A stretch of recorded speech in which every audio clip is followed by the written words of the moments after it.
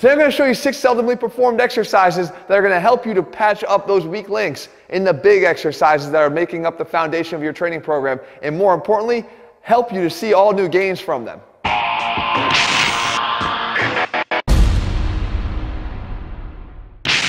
What's up guys, Jeff Cavalier, ATHLEAN-X.com. So today I want to show you 6 exercises that again, you probably aren't doing. At least one of them you should be doing every day, and that's a hint.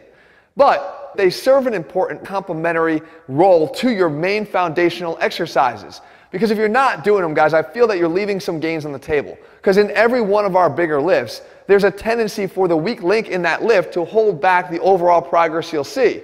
If I told you, however, that these exercises I'm going to show you are going to help you to address those weak links, I think you want to listen. So that being said, I want to break down the following exercises: a deadlift, a squat, an overhead press, and a weighted pull-up. So let's start first with the deadlift. All right, when it comes to the deadlift, guys, there's actually 2 exercises that apply here because I feel that there's 2 issues that we have in just trying to get the bar off of the ground. And that is, do you have adequate leg drive through the ground to get the bar going? And secondly, once you do you have adequate upper body strength and stability to keep the bar where it's supposed to be, especially on that proper bar path tight to your body on the way up? And a lot of times we lack one or the other. If we were lacking, let's say, in the upper body stability and strength, then what you want to do is this right here. And this is the chest supported row. Now, not only did I put this up on Instagram a few days ago, but I shared then as well that this is something that actually I struggled with a great deal when I first started the lift a long time ago. I actually felt like I had the ability to drive through the legs to generate force into the ground so I could get that bar going in the opposite direction, but I didn't have the ability to keep that bar nice and tight because the weakness through my upper body and shoulders allowed the bar to drift down and forward and away from me, making the lift a lot harder. So what this does is it demands that you learn how to pull from a no momentum state without the help of your legs. And you can see I practiced this a lot, and I tried to get myself a lot stronger on this so that I could pull with no legs, so that when I got back into the position of a deadlift and had the benefit of my legs, I'd be able to pull a lot more. Now, the next thing though is that some people don't have the ability to actually drive into the ground. Or, as I pointed out before in our deadlift tutorial video, they don't even know that the legs are really supposed to be driving that initial part of the movement, at least to the level of the knees.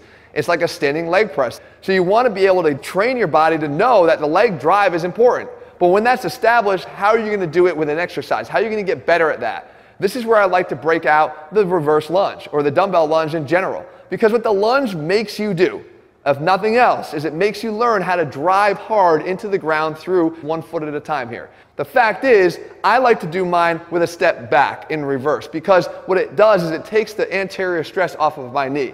So for somebody that has knee pain or discomfort, particularly from patellar tendonitis, the step backwards takes off some of that strain, but it doesn't diminish the main benefit this exercise provides, in that it teaches you how to push hard through that forward leg so you can get all the momentum of your body back up to a standing position. Now again, if you had taken this into a forward lunge, there's even more demands. When you step forward and have all of your momentum plus the weight going forward, and now you got to push to drive back and get back up to a standing position, you will learn quickly, if you don't already, that you need to learn how to push with great force through your legs one at a time into the ground. So that when you come back into the deadlift and set up with both feet able to contribute now, and again with that tight upper back, you got a great combination here to help you to rip that bar off the ground and get it going in the right direction so that you can complete the lift. Next, sticking with the leg movements here, we talk about the squat. And you guys have heard me talk about before the value of the glutes when it comes to performing the squat. Because again, the sticking point in a squat is most likely going to be the bottom of the lift. Because you're not half repping it, you got to go down low enough to actually not just see benefits from the exercise, but more importantly, you need to be able to activate the glutes.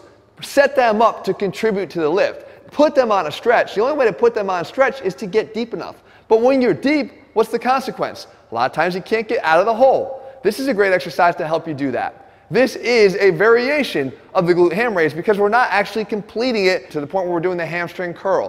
What we're doing is we're preloading the glutes by putting us into relative hip flexion here at the bottom of the lift. I'm weighting it if possible. You may not be able to. If you can't, you can go without. You can work your way up with dumbbells. The fact is you can overload this exercise. But with that pre-stretched glute, the main driver of getting me out of that position into hip extension has got to be the glutes. You want to focus here on initiating the contraction by squeezing your butt cheeks together. Now I know the low back is going to want to contribute, just like it would in the bottom of a squat. And that could become a very faulty movement pattern when you take it into your squat. You want to teach your body that, like everything else, we start from the ground up. We derive our strength and force through the ground first, and it goes up the kinetic chain. Therefore, the glutes are going to encounter that force first, and you want to make sure that they're doing that. So you squeeze and initiate every single repetition by the squeeze of the glutes. Let the low back contribute after. Hold in full extension and come down. If you do a few sets of these guys and start working them into your routine, you're going to have a stronger lower back, but more importantly, you're going to be neurologically wired to utilize your glutes right at the moment that they're needed the most. All right, moving into the upper body, one of the foundational pressing exercises you should be doing is an overhead press. Now that being said, we know there's some variety in how we can perform that exercise depending upon how much of the lower body we want to involve and what the purpose of our training is. If you're trying to be more powerful and explosive, you'd want to incorporate the lower body because we know how much that can contribute to generating force, like we just said, from the ground up. But we also have the alternative to try to strict up our form, right? To try not to get the lower body to contribute. But here's the thing. Our bodies are pretty damn smart. As soon as you put yourself on your feet, they're going to find ways to rely on ground reaction forces to accomplish what it is we're trying to do. So what we could do if we're trying to get ourselves to be even stronger in this exercise is sit our ass down, literally on the ground, like you see me here in a Z press. The Z press is one in which our legs are literally removed from the equation here. They're actually just out in front of us, not contributing to the force generation of the lift. Now we have to use the strength of our shoulders to get this barbell up. It's another one of those chest-supported row, no momentum type setups where we're demanding that the muscles that we believe are maybe being kind of compromised by the more quick to participate lower body, and we're making them do all the work. So if you're finding that you're not lifting as much on the overhead press as you feel you probably should be, you're probably not as strong as you think you are directly where you need the strength the most. And that's where this exercise comes in perfectly. So when it comes to the upper body pulling exercises, a foundational movement for you, at least one of them, should be the weighted pull-up. And we've talked about the benefits of this movement many, many times before. However, it's how you address your weaknesses in trying to get stronger at this exercise that's probably holding you back some. Because the area that you're going to want to work more so than the areas that you can see moving should be the areas that you cannot see at all. And that is this foundational strength and stability of your shoulder blade. Because as I've talked about here before, guys, the glenohumeral joint is actually an interesting joint. It's got a lot of mobility to be able to allow our arms to get into a whole lot of positions from all the way down here to all the way up over our head. Obviously valuable when it comes to performing a pull-up. We also know that the shoulders itself have a lot of strength capacity, i.e. on the overhead press, to allow us to do some things when we move them through space. Obviously the lats as well. But it's the strength of the scapular stability that is going to ultimately undermine your ability to do a weighted pull-up if they're not strong enough. Why? Because as I've used this analogy, guys, many, many times before, if you tried to jump as high as you possibly could and you tried to do it off of this hard surface here or off of a lot of sand, I can tell you right now, you're not jumping higher off of the sand than you are here. And that is because the base where you're trying to generate force from is moving, it's giving, it's weak, not like this firm floor. So if you wanted to do something for yourself that's going to help you to get better at the pull-up, you do these. These are weighted scap pulls. All you're trying to do here, guys, is do a straight pull-up. In other words, your elbows are not bending. You're just allowing the weight of your body to pull your shoulders into upward rotation, and then you're trying to drive them down and back by doing nothing but pulling down with those lower traps. Really trying to squeeze and strengthen the stability of those scapula from the bottom up. And the movement here is actually very, very, very small. And maybe you can't handle weight. That's fine. I can tell you if you're incredibly weak in this area, even a body weight variation of this is going to be challenging. And if you're somewhere in between, guys, there's nothing stopping you from going over to a lat pull-down machine and using the weight that's sort of in between the two with the same mechanics and idea in mind. You want to try to initiate that pull straight down through the scapula, learn to stabilize them, because once they're stable, once you have that stable base, once you've gotten rid of the sand and you've replaced it with a stable base, now you want to generate force, go for it. You're going to be able to do a lot more things and you find out a lot more reps when it comes to the weighted pull-up. And finally, I don't know how I feel about this exercise because I feel like it shouldn't be one of those that's a surprise to you. Because if you've watched this channel for any length of time, you're going to realize, Jeff, he kind of likes face pulls. As a matter of fact, they make their way into this video another time for a very good reason. If you could think of one exercise that was complementary, that was an accessory movement that you'd want to include, that could benefit all of your lifts, in fact, all the lifts we talked about here, what would it be?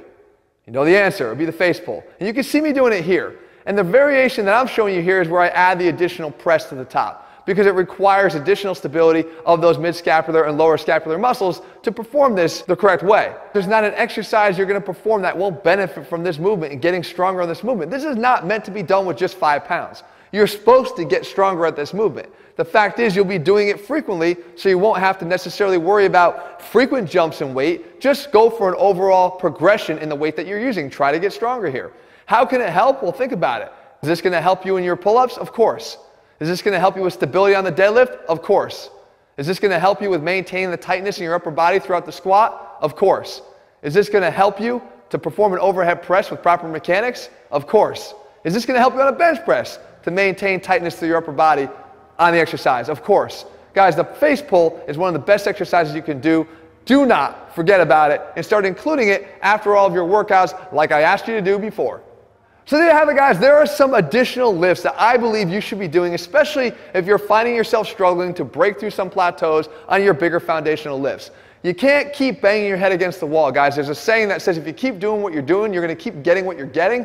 You want to have some strategy to allow you to break through, and I believe these exercises give you a strategy to break through in a powerful way. They're addressing those weaknesses in the kinetic chain that are likely holding you back, and if we can strengthen the weakest link, we're going to make you strong all the way through. If you're looking for programs, guys, that address these weak links and build them into everything we do so that we can minimize how often they appear and how significant they are when they do appear, head to ATHLEAN-X.com and get our training programs. In the meantime, if you found the video helpful, leave your comments and thumbs up below. Let me know what else you want me to cover. I'll do my best to do that for you. And if you haven't already done so, guys, please click subscribe and turn on your notifications so you never miss a new video when I publish one. All right, guys, we'll be back here again in just a few days. See ya.